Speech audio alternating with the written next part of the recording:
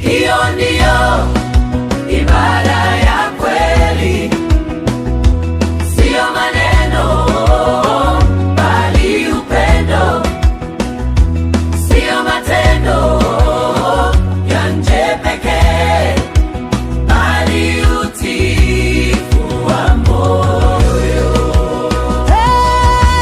Bwana, tunakupenda kwa moyo wetu wote. Bwana, tunakutii kwa roho na nguvu zetu.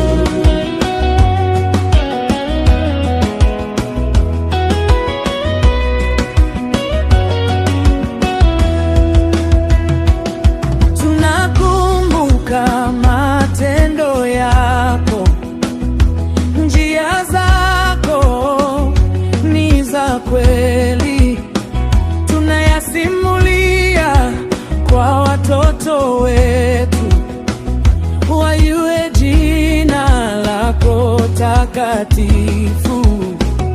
Tunapoketi, tunapoinuka, tunapolala, tunaposafiri, neno lako ni pumzi yetu, upendo wako ni uzima wetu.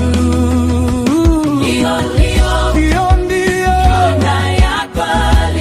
ibada ya kweli, sio